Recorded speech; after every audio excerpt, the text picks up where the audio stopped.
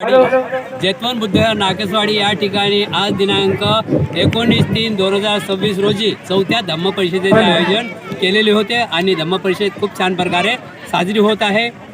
धम्मदेशना झालेली आहे. या धम्मदेशनेचा उद्देश, या धम्म परिषदेचा उद्देश हा की मानवजात हे मानवजात हे दुःखमुक्त हो. भगवान गौतम बुद्धाचा धम्मच हा आहे की मानवाला दुःखातून मुक्त करण्यासाठी हा धम्म आता निवड केलेली आहे, धम्म निर्माण केलेला आहे. आणि त्याच प्रकारे आम्ही भिक्खू संघ या धम्म परिषदेच्या माध्यमातून मानव जीवन सुखी कसं व्हावं याकरिता आम्ही धम्मदेशना देत आहोत. या ठिकाणी तेच धम्मदेशना दिलेली आहे की भगवान बुद्धाच्या धम्मामध्ये जात धर्म नाही, पंथ नाही, कुठलाच प्रकार नाही. माणसाने माणसाचे माणसासारखं वागावं हा शब्द बुद्धाच्या धम्मामधून बाबासाहेब आंबेडकरांनी दिलेला आहे.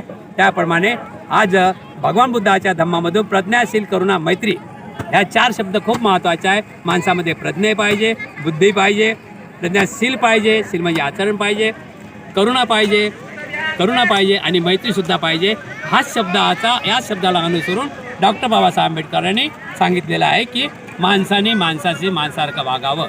जर आपण माणसाने माणसासारखं वागलं तर या जगामध्ये कोर्ट कचऱ्याची काम करणार नाही, दवाखान्याचं सुद्धा काम करणार नाही, कुठल्याच प्रकारे भांडण तट्टा होणार नाही. म्हणून भगवान गौतम बुद्धांनी 5 शील दिलेलं आहे. पानाती पाता वेरमणी शिक्काबंधन समाधी.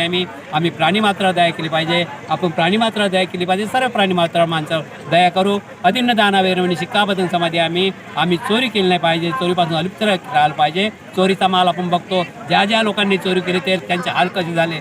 चोरीचा पैसा पुरत नाही, कष्टाचा 1 रुपया कामाचा, पण चोरीचा 10 लाख कामाचे नाही. अशा प्रकारे दुसरं शील आहे.